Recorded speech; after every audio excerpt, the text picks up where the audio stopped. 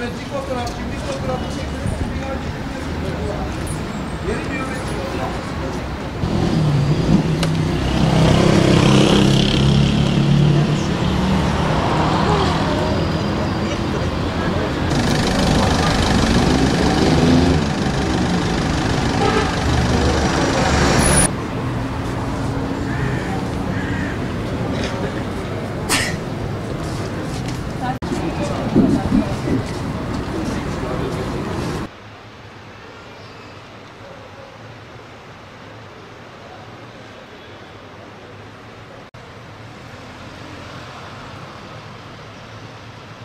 Gelmiş mi?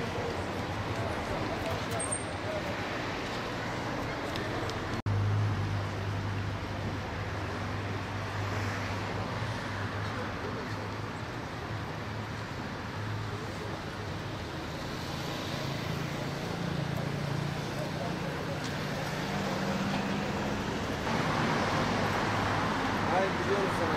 Zaten biz o dokuz ne veriyoruz?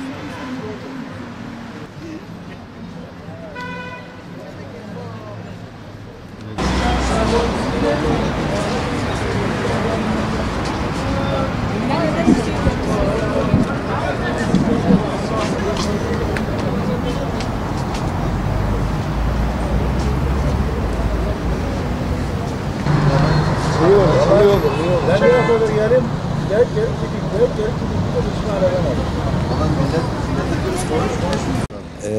adres değişikliği için geldik. Çocuğumuzun adresi değişikliği okul için. Evet.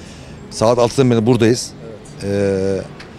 Burada aşırı bir yoğunluk var. Evet. Yani bunu bir düzene binmesi gerekiyor. Randevu sistemi olsun veya herhangi başka bir şey bilmiyorum ama böyle olması lazım. Sabahları burada her gün kavga ve dövüş oluyor. Biz burada kaç gündür gelen insanlarla konuşuyoruz. Bu da kavga dövüş oluyor.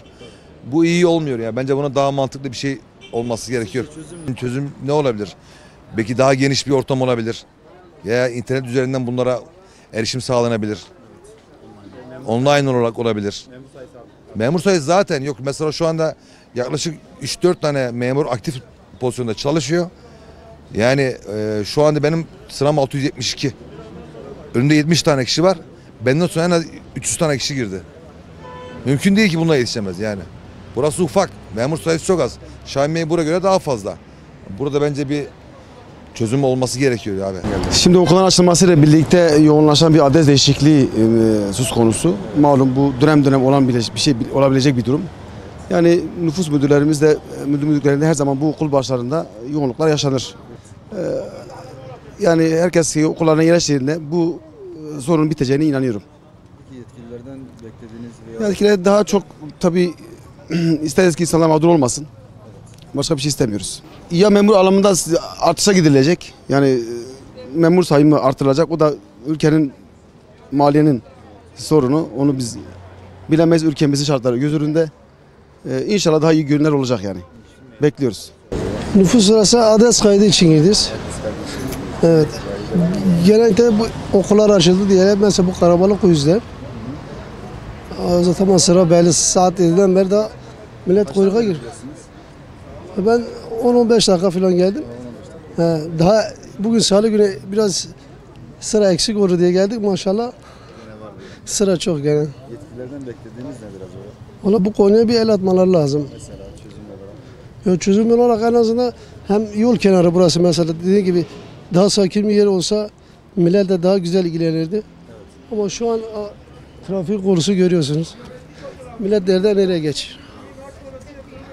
Yetkililerden ilgilenmelerini bekliyoruz. Nüfus kayıt örneği alacağım. Her zamanki hali.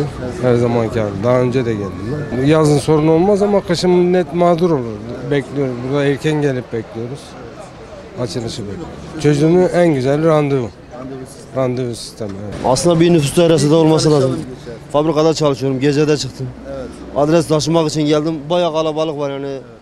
5'e kadar sıra gelmez herhalde. Yetkililer buna bir çare bulmaları lazım işte. Saat 6.30'dan beri. 6.30'dan beri buradasınız. Hala daha değiştireceğim yani. Daha işiniz evet, sıra aldım. Hala daha bekleyeceğim. Sıranızı bekliyorsunuz. Aha.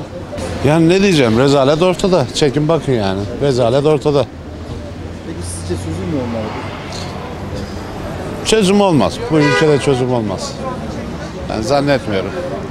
Benim yaşım elde bu yana kadar hangi çözüme ulaşıldı ki şimdiki odası? Saat 6.30'da geldiğim halde 137 kişi daha var.